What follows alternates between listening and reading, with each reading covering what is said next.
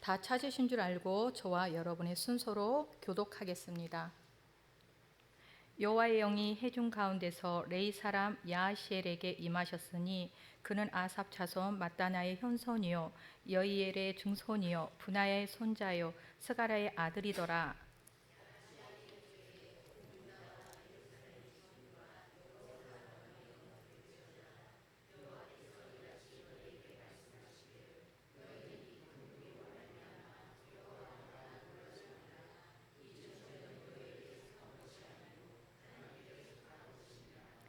내일 너희는 그들에게로 내려가라. 그들이 시스 고개로 올라올 때 너희가 골짜기 어기 여루엘 들 앞에서 그들을 만나려니와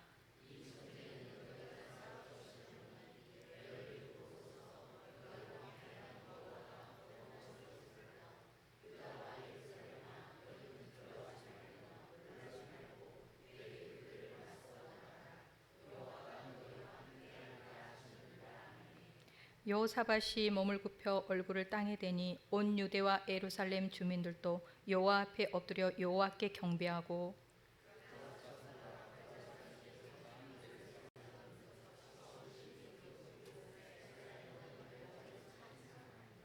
이에 백성들이 아침에 일찍이 일어나서 두고와 들로 나가니라. 나아갈 때 여호사밧이 서서 이르되 유다와 예루살렘 주민들아 내 말을 들을지어다. 너희는 너희 하나님 여호와를 신뢰하라. 그리하면 경고히 서리라. 그의 선지자들을 신뢰하라. 그리하면 형통하리라 하고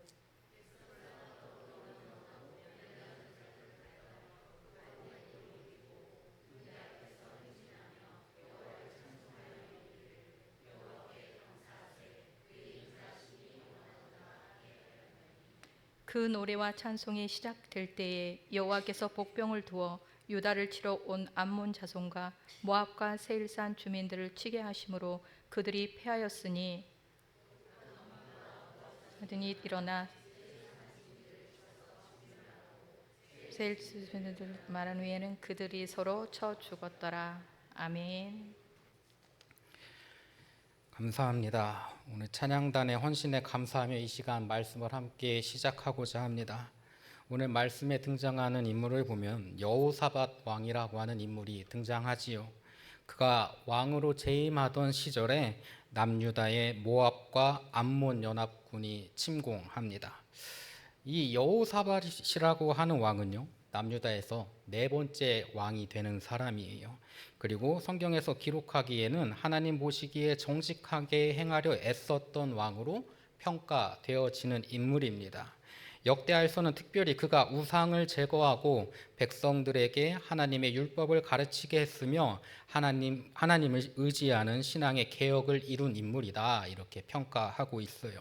물론 그의 일생에 부족한 점과 실수도 있었지만 분명하게 그는 위기의 순간마다 다시 하나님 앞으로 돌아오는 사람이었습니다. 오늘 본문에서도 모압과 암몬 연합군의 침공이라는 절체절명의 순간에 이 여호사밧 왕은 인간적인 계산보다 나라에 먼저 금식을 선포하고 하나님께 기도하는 모습을 우리에게 보여주고 있어요. 그는 성소를 두고 약속하신 하나님의 약속의 말씀을 붙잡고 간절하게 기도합니다. 그때 하나님께서 레위 사람 야하시엘을 통해서 이 전쟁에서 유다가 승리할 것을 말씀해 주십니다. 야하시엘이라고 하는 인물은 어떤 인물인가 하면 성전에서 찬양과 음악 사역을 맡았던 가문의 대표적인 인물입니다. 하나님께서 그를 통해서 말씀하셔요. 이 전쟁은 누구에게 속한 것이다? 나에게 속한 것이다. 하나님에게 속한 것이다. 너희는 싸울 것이 없다. 이렇게 말씀하십니다. 하나님의 말씀에 여호사밧은 군사적인 전투 태세를 전혀 하지 않아요. 대신 참으로 희한한 결정을 하게 되는 거지요. 여호사밧은 백성과 의논해서 노래하는 자들을 선택하고 그들에게 거룩한 예복을 입혀서 군대 앞에 먼저 행하며 여호와를 찬송하게 만듭니다. 선지자가 이 전쟁에서 너희가 싸울 것이 없다는 말씀을 들은 여호사밧은 그렇다면 도대체 내가 무엇을 할 수 있겠습니까? 우리 민족이 무엇을 할 수 있겠습니까? 라는 고민에서 이 결정을 하는데 그 모든 과정들이 진행되어진 것이죠. 우리가 무엇을 할 수 있을까? 그 고민 끝에 도달한 결론은 무엇입니까? 하나님을 찬양하는 거예요. 하나님의 이름을 높이는 거예요. 하나님께 영광을 올리는 거예요. 하나님께서 싸우실 것이고 하나님께서 승리를 주실 것임을 절대적으로 믿는다는 의미로 그는 노래하는 자들을 택하여 그들로 하여금 하나님을 찬양하게 만들었습니다. 이것이 여호사밧과 백성들의 믿음을 반영한 것이지요. 상대 연합군의 입장에서 볼 때는 죽음과 삶이 왔다 갔다 하는 그곳에서 전투 준비를 하기는커녕 노래하는 자들을 택해서 찬양을 하게 한 것이 참으로 어리석고 미련하고 아주 계획이 없는 몰지각한 그런 선택처럼 보여졌을 거예요. 그러나 유다 사람들은 너무나 진지하게 전쟁터에서 찬양을 부르며 그들에게 나아갑니다. 여기서 우리가 주목해야 할 단어가 하나 있어요. 본문에서 하나님을 찬양하게 했다는 표현 속에서 이 찬양하다라는 개념은 구약에서 자주 사용되어지는 히브리어인 할랄의 의미와 연결되어 있습니다. 우리가 잘 알고 있는 할렐루야도 이 할랄이라는 단어에서 유래되었어요. 할렐루야는 할랄과 야라고 하는 야훼, 여호와라는 뜻이지요. 그래서 그 문자가 합쳐진 이 할렐루야라는 말은 여호와를 찬양합니다라는 뜻으로 사용되어집니다. 그런데 이 흥미로운 것은 할랄이라는 단어 안에 단순히 노래를 부른다는 의미만 있는 것이 아니라는 거예요. 이 단어에는 자랑하다, 드러내다, 높이다라는 뜻을 가지고 있습니다. 즉 찬양은 단순히 분위기를 만드는 시간이 아니라 하나님이 어떤 분이신지를 드러내는 행위라는 거예요. 그래서 여호사밧의 찬양대는 전쟁터 한복판에서 무엇을 합니까? 하나님을 높입니다. 아직 승리가 눈앞에 보이는 상황도 아니었고 현실은 여전히 두려웠지만 그들은 하나님이 승리하실 것을 믿으며 먼저 하나님의 이름을 높이는 거예요. 오늘 우리의 삶도 마찬가지입니다. 우리는 문제가 다 해결된 다음에만 찬양하는 사람들이 아니잖아요. 때로는 눈물 가운데서도 현실은 여전히 막막한데도 하나님을 높이며 살아가는 사람들이 바로 우리들이에요. 진짜 찬양은 상황이 좋아서 나오는 노래가 아니라 상황보다 하나님이 더욱 크시다는 믿음이 고백되어야 한다는 것을 우리는 잊지 않아야 한다는 겁니다. 그래서 찬양은 단지 찬양단만의 사명이 아니지요. 오늘 성도는 자신의 삶으로 하나님을 높이는 할랄의 삶을 살아가도록 부름받은 자들이에요. 우리 모두의 삶이 찬양이 되고 우리 모두의 삶이 주님을 높이는 데 앞장서는 귀한 일꾼이 될 수 있기를 간절히 축원합니다. 그 중에서도 오늘 본문이 보여주는 하나님의 택함 받은 노래하는 자들의 모습을 통해서 오늘날 우리 찬양단원들은 어떤 모습과 자세를 가지고 하나님께 헌신해야 하는지를 이 시간 함께 나눠보고자 합니다. 먼저 오늘 말씀에서 기록하기를 찬양단원들은 거룩한 예복을 입어야 한다라고 기록하고 있어요. 여호사밧은 택함 받은 노래하는 자들로 하여금 거룩한 예복을 입게 하였지요. 오늘날도 찬양단원들은 거룩한 예복을 입어야 하는 거예요. 그런데 이 거룩한 예복이라고 하는 것이 무엇입니까? 무엇을 의미하는 겁니까? 라고 질문한다면 첫 번째로 거룩한 옷이란 예수 그리스도의 보혈로 핏부림을 받아서 어떻게 된 옷? 정결하게 되어진 옷을 입는 자. 즉 찬양단원은 예수 그리스도가 모든 죄로부터 우리를 구원해 주시기 위해서 십자가에서 보혈을 흘리신 사실을 온전하게 영접할 수 있어야 한다는 겁니다. 찬양단은 바로 이 예수 그리스도의 피에 그 옷을 희게 한 사람들로 구성되어지는 거예요. 곧 예수 그리스도의 보혈이 이 세상의 모든 죄를 대속하는 능력이 있음을 믿고 예수님을 온전히 구주로 고백한 사람들이 되어야 한다는 사실이지요. 두 번째로 예수 그리스도로 옷을 입는다는 것은 예수 그리스도의 보혈에 합당한 삶을 살아간다는 것을 의미합니다. 한 주간의 삶이 그리스도의 보혈에 합당한 삶이 될 때 그가 부르는 찬양을 하나님께서 기뻐 받으시지요. 한 주간 내내 어두움의 옷을 입고 살다가 예배의 자리에서만 잠시 빛의 갑옷 예수 그리스도의 옷으로 살짝 바꿔 입고 찬양을 하는 것을 하나님께서 기뻐 받으시지 않는다는 거예요. 나의 모든 삶, 순간, 모든 공간에서 나의 삶이 하나님을 찬양하는 자가 되어야 되고 나의 삶이 온전히 주님의 뜻에 합당한 자가 된 이후에야 그 이후에 내가 드려지는 찬양을 통해서 하나님께서 영광 받으신다는 거죠. 그래서 우리는 항상 세상 속에서 살아가면서 진지한 투쟁을 끊임없이 해야 되는 거예요. 내가 온전히 주님의 뜻에 합당한 사람이 되어야 하겠노라.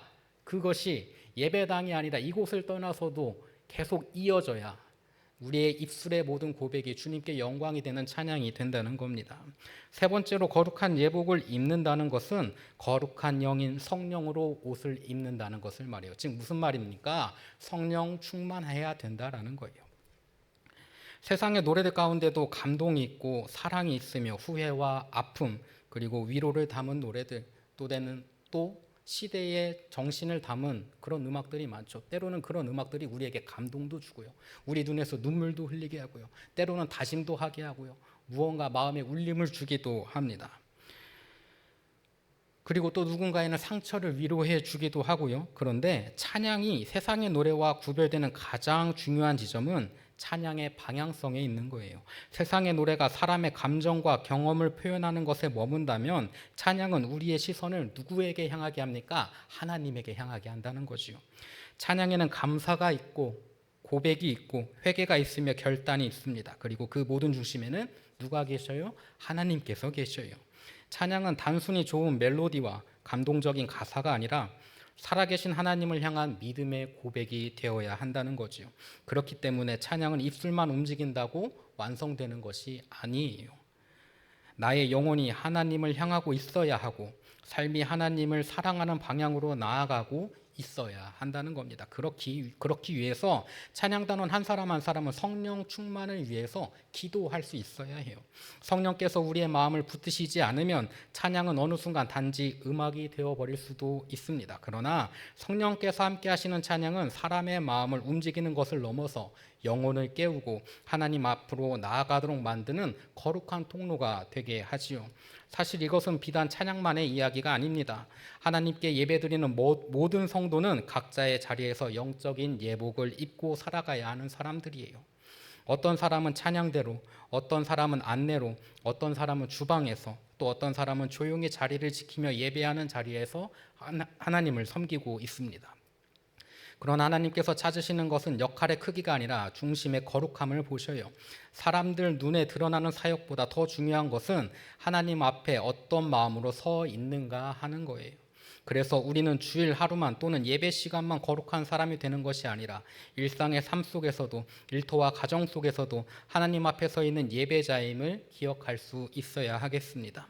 우리의 삶 전체가 하나님께 드려지는 예배가 될 때 비로소 우리의 찬양도 진짜 힘을 가지게 된다는 것을 기억해야 한다는 거예요. 여기에 더해서 찬양단은 모든 영적인 전투의 장소에서 가장 선두에 설 수 있어야 합니다. 찬양단은 모든 영적 전투의 순간마다 장소마다 가장 맨 앞에 서서 하나님을 찬양하고 하나님께 영광을 올려드리는 모습으로 모범이 되어야 한다는 거지요. 본문의 전투를 보면요, 나중에 이 전투가 이름 붙여지기를 브라가 전투라고 이름 붙여집니다. 그 지역이 브라가라고 하는 곳이에요. 그리고 이 브라가라고 하는 뜻은 히브리어로 찬송과 축복이라는 뜻입니다. 원래는 죽음과 두려움이 가득했던 전쟁터였지만 하나님께서 승리하게 하심으로 그 장소가 감사와 찬양의 자리로 뒤바뀌게 되었어요. 하나님께서 하시는 모든 역사가 그렇습니다. 역전하시고요, 뒤집으시고요, 앞과 뒤를 바꾸시고요, 낮은 자를 높게 쓰시고요, 높은 자를 낮은 곳으로 만드십니다. 그래서 하나님께서는 어느 곳을 항상 바라보고 계셔요? 낮은 곳을 바라보고 계셔요. 그런데 우리는 항상 하나님을 찾으려고 어디를 바라보고 있습니까? 하늘만 바라보고 있어요. 저 위에만 바라보고 있죠. 그런데 주님께서는 어디로 찾아가셔요? 가장 낮은 곳으로 찾아가셔요. 우리의 시선을 낮은 곳으로, 그곳에 누가 계시기 때문에? 주님께서 계시기 때문에. 오늘 전투 또한 이길 수 없어 보이는 그 전투에서 하나님께서 역사하십니다. 브라가 전투는 단순한 군사적 승리가 아니라 믿음과 찬양 가운데 하나님께서 어떻게 일하시는지를 보여주는 대표적인 사례예요. 오늘 말씀에서 택함 받은 자들은 군대보다 앞에 서서 전투의 가장 치열한 각축장이 될 선봉에 서 있지요. 그게 얼마나 두려운지 아십니까? 얼마나 무서운지 아세요? 제가 군대에 있을 때 최전방에 있었어요. DMZ 수색대였거든요. 안 그렇게 생겼는데 심지어 보직도 저격수 기가 막혀요. 200m, 500m 그냥 갖다 쏘면 다 맞는 거예요.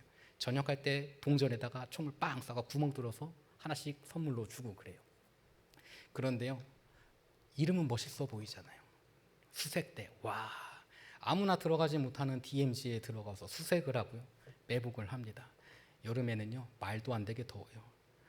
북한에서 넘어올까 봐 나무를 다 잘라놔서요 그늘도 없어요. 겨울에는요 말도 안 되게 추워요. 민통선을 통과하는 순간 온도가 5도가 떨어지고요. 통문을 통과하는 순간 5도가 떨어지고요. 물골에 가는 순간 10도가 떨어져요. 매복 가면은 물골 옆에서 하룻밤을 지새야 됩니다. 제가 매복하면서 가장 추웠던 때가 영하 37도였어요. 여러분 그쯤 되면요 발가락이 아픈 게 아니라요 내 발가락 자르고 싶어요. 너무 아파가지고. 그런 곳에서 군 생활을 했어요. 자부심 가질만 하지요. 흉장도 있어서 가슴에다 마크도 달아요. 굉장히 멋있어 보이죠. 그런데요 그곳에서 군 생활하면서 하는 이야기가 있어요. 우리는 전쟁 나면 맨 앞에 가서 죽는 거예요. 총알바지하는 거예요. 맨 앞에 가가지고 어디에다 대포 떨구면 됩니다 하고 무전 한번 보내고 죽는 거예요. 맨 앞에 나간다는 건 그런 두려움을 가지고 있어요. 제가 한 번은 매복하러 가는데 사단에서 작전을 잘못 꼬아가지고 옆에 사단 매복팀하고 만나게 되었거든요. 밤에 보면요 이렇게 군대 영상 같은 거 보면 이렇게 쌍안경 같은 거 켜서 막 야외 적외선 쏘고 막 하잖아요. 그 적외선이 내 가슴에 꽂혔을 때 얼마나 두려웠는지 몰라요. 와 그때 누가 총 한 발 땡겼으면 저는 여러분 못 만났을 수도 있어요. 맨 앞에 선다고 하는 것은 그런 거예요. 알 수 없는 일, 그 두려운 일에 나의 몸을 던지는 거예요. 차양단으로 살아간다는 것, 맨 앞에 서 있는다는 것 얼마나 어려운 일입니까? 모범을 보이며 살아가야 한다는 것 얼마나 어려운 일입니까? 그럼에도 불구하고 그 사람들이 있었기 때문에 하나님의 영광을 위해서 앞장서는 사람들이 있었기 때문에 이 땅에 하나님의 나라가 이루어졌으며 하나님께서 그 찬양을 기뻐 받으신다는 사실이에요. 그래서 모든 찬양단은 항상 영적인 전투의 맨 앞에 서야 하는데 그 영적인 전투라 함이 무엇입니까? 가장 먼저는 예배의 자리예요. 예배는 전투이지요. 세상 권세는 예배를 통해서 하나님께 올라가는 영광을 가로막으려고 모든 수단과 방법을 다 씁니다. 예배는 공동체와 하나님의 대화이며 세상 권세와의 전투에서 승리하기 위해서 끊임없이 연단하는 시간이에요. 유혹에 흔들리지 않고 예수님만을 따르기로 다짐하는 시간이지요. 악은 끊임없이 하나님이 영광 받는 것을 방해하고 우리가 은혜 받는 것을 방해합니다. 예배가 영적 전투의 치열한 각축장인 것을 깨달았다면 찬양단원들은 모든 예배 자리마다 가장 하나님을 신뢰하고 가장 하나님을 사랑하고 가장 하나님을 경외하는 마음으로 나와 하나님께 예배하고 그분을 찬양해야 한다는 거예요. 여호사밧 당시 찬양단은 군대 가장 앞에 포진했습니다. 그들은 두려운 상황 가운데 얼마든지 뒤로 물러나 찬양을 안 할 수도 있었지만 하나님을 믿었기 때문에 그분을 신뢰했기 때문에 가장 앞에서 그 두려운 자리에서 맡겨진 사명들을 감당할 수 있었어요. 그들은 어떤 상황과 여건을 따지지 않고 선두의 자리를 지켜냈습니다. 예배를 드리지 못하도록 우리를 가로막는 다양한 요소들이 있지요. 그러나 중요한 것은 그 가운데서도 이 예배의 자리를 우선적으로 지켜내기 위한 치열한 투쟁이 있는가 하는 거예요. 영적 전투의 자리에서 맡겨진 자리를 지키는 찬양단이 되시길 간절히 바랍니다. 그리고 이왕 예배의 자리에 나왔다면 가장 진실되고 모범된 모습으로 선두에 서서 예배를 드리는 찬양단원이 되길 간절히 바랍니다. 믿음으로 가장 먼저 기도로 예배를 준비하며 말씀을 사모하는 마음과 함께 가장 아름다운 모습으로 예배를 드리길 축원합니다. 찬양을 통해서도 하나님은 영광 받으시지만 찬양단원의 예배에 대한 모범적인 태도 그 자체로도 하나님께 영광을 드리게 된다는 사실을 마음에 새기며 신앙생활을 해나가는 우리 찬양단원이 되었으면 좋겠어요. 두 번째로 영적인 전투의 자리는 어디입니까? 기도의 자리이지요. 여호사밧 당시 전투에서 노래하는 자들을 앞세워 나갈 수 있었던 것은 기도의 힘에 의한 것이었지요. 기도하지 않는 사람은 결코 선두에 설 수 없습니다. 왜? 두려우니까요. 왜? 이겨낼 수 없으니까요. 기도하지 않는 찬양단, 기도하지 않는 찬양단원은 영적 자리에서 견뎌내지 못합니다. 서려고 하는 영적인 소원도 없을 뿐더러 설령 섰다 해도 앞장서지 못해요. 기도의 자리에서 힘있게 기도하는 찬양단은 영적 전투에서 반드시 승리한다는 사실을 우리가 잊지 않았으면 좋겠습니다. 그런 찬양단원들이 모인 예배라면 그 예배는 이미 승리한 예배이며 하나님께 온전히 영광을 올려드리는 예배가 될 수 있다는 거예요. 세 번째로 찬양단은 하나님의 일을 하는 자리, 봉사와 섬김의 자리에서도 선두에 설 수 있어야 합니다. 모든 섬김의 자리, 봉사의 자리에서 묵묵히 가장 좋은 모범이 될 수 있길 바라요. 때론 몇몇 교회에서는 성가대나 찬양단이라고 하는 영광된 자리가 다른 헌신의 자리로부터 도피하기 위한 수단으로 사용되어지기도 해요. 우리 교회에 많은 헌신의 자리가 있지요. 그리고 그 헌신의 자리에는 경중이 없습니다. 각자의 자리마다 맡겨진 사명이 있고 또 그 안에서 부어주는 은혜가 있어요. 찬양의 자리가 핑계의 자리가 되는 것이 아니라 찬양함이 다른 헌신함에 있어서도 활력이 되고 감사의 제목이 되는 은혜가 함께하길 축원합니다. 여호사밧이 택한 찬양단으로 하여금 하나님의 영광만을 찬양하게 만들었어요. 그 영광의 노래와 찬송이 시작될 때 하나님께서 어떻게 하셔요? 역사하시기 시작하셔요. 하나님께서 적들을 혼란에 빠지게 하시고요. 이길 수 없어 보이는 그 전쟁을 이기도록 만드십니다. 하나님의 영광을 찬양하는 찬양이야말로 힘이 있고 능력이 있다는 거예요. 하나님께 택함 받은 찬양단답게 살아가면서 거룩한 의복을 입고 주어진 자리를 감당할 수 있길 간절히 바랍니다. 평생 하나님을 찬양함으로 많은 영광을 올려드리는 은혜가 우리 찬양단원과 우리 모든 성도들의 머리 위에 함께하기를 간절히 축원합니다. 다 같이 기도합니다. 사랑과 은혜가 많으신 주님, 오늘 우리에게 온전히 부어주시는 말씀의 은혜로 채워주시니 감사합니다. 우리 찬양단원 헌신 예배 주님께서 기뻐 받으시며 주님께 영광되게 하시고 각자 살아가는 그 삶의 전투의 자리에서 기도함으로 찬양함으로 헌신함으로 모범으로 보임으로 살아가는 귀한 찬양단원 될 수 있도록 인도하여 주옵소서. 그걸 통해 온전히 주님께서 영광 받으시고 삶 속에서 승리하게 하시고 세상 유혹에 무너지지 않고 흔들리지 않도록 주님 인도하셔서 하나님께서 이끄시고자 하는 그 놀라운 계획 속에 동참하는 아름다운 찬양단 될 수 있도록 인도하시고 역사하여 주옵소서. 헌신하는 그 손길과 마음과 정성 위에 주님 은혜의 복을 더하여 주시고 항상 함께 하심으로 삶 가운데서 지켜주시는 놀라운 하나님의 은혜를 바라볼 수 있도록 인도하시고 역사하여 주옵소서. 이 모든 말씀 사랑이 많으신 예수님의 이름으로 기도드렸습니다. 아멘.